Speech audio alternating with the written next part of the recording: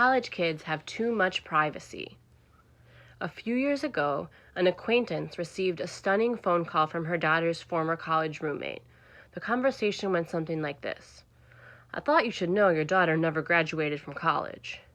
"What?" "She claimed she was just skipping the ceremony." "Well, the truth is she didn't attend classes the last 2 years." The parents were shell-shocked, concerned, and ultimately furious at the school. Why didn't they tell us? The answer is FERPA. Passed in 1974, the Family Educational Rights and Privacy Act is an unwieldy piece of legislation affecting all institutions that receive funding from the Department of Education. Although it has been amended and changed over the years, the law's bottom line remains. Once a student reaches 18 years of age or attends a post-secondary institution like college, he or she becomes an eligible student, and all rights under the FERPA law transfer from parent to the student.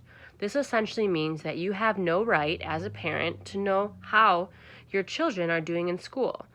They can binge watch True Detective rather than attend classes, never tell their grades, may even become seriously anxious or depressed, and you will just have to take their word for it when they say that everything's fine. For sons and daughters who move through college in 4 efficient years, the law has little consequence.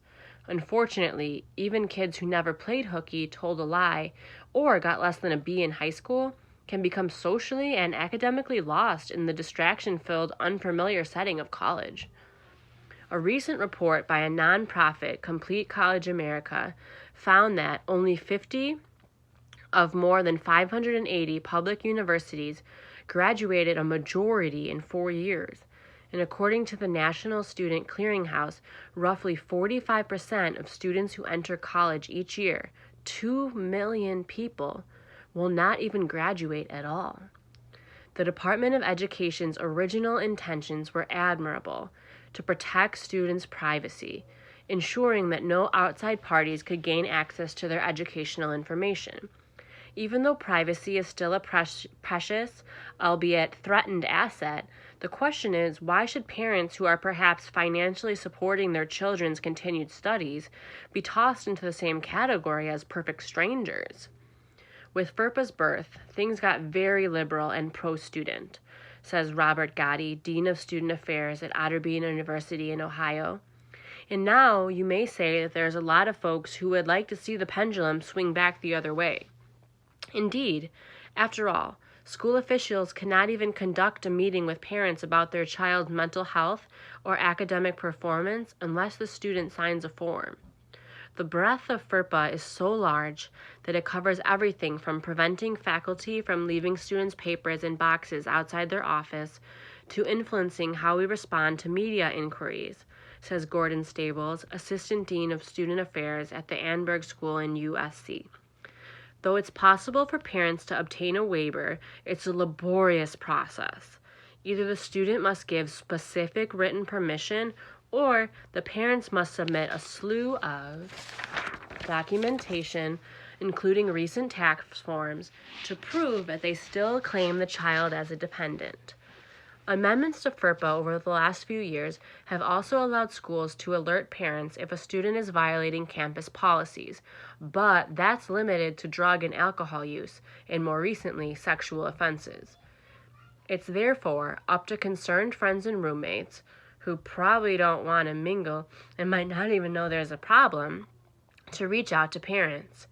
Dan Caldwell, a political science professor at Pepperdine, says, if he notices a student has missed a few classes, he'll contact the student. But I can't let the parents know, nor can I let them know their son or daughter may be getting a D. It seems funny because if they're 17, I can. Few would argue that parents should accept to have the same level of involvement or control when their kids move from high school to college. This is not about helicoptering, demanding to know why your kid didn't start on the tennis team. But many people who deal professionally with 20-somethings agree that FERPA treats college students as responsible adults too soon. It's one thing for confidences within a therapist's office between your child and a shrink not to be revealed, says Herb Padres, a former dean of faculty of medicine at Columbia. It's another not to alert parents when a school may know about the potential downfall of a child. It's not even so much about the money. It's about the people who care most about that young person have the right to know if he or she is suffering. FERPA affects rich and poor alike. The university considers students as adults regardless of age or financial dependence, reads the law. Granted, there's a special kind of pain associated with discovering that your kid took a gap year while still enrolled, even if it so happens you're coughing up $60,000 a year. But taxpayers don't foot the bill when students of any socioeconomic stripe flunk out or extend their college experiences. Some in Congress, notably Representative Jairus Polis, Democrat from Colorado, are agitating to revise the law. But perhaps it's time to throw it out altogether. Without FERPA, universities could send students' records directly to their guardians and allow administrators to immediately alert or respond to families if a student is in crisis. Where's the harm in that? Of course, if the student has a good reason to keep their family in the dark, she should have the right to apply for an exemption or waiver, inverting the status quo. Transferring all the power to the students is not fair to them. They never asked for that responsibility. At the time when young people seem perfectly happy to share every moment of their lives online, they'd probably not blink an eye if they were forced to continue to share their educational records. Rescinding this law may improve the shameful college completion statistics. Most important, it'll keep families collected and allow our children to remain young just a little bit longer.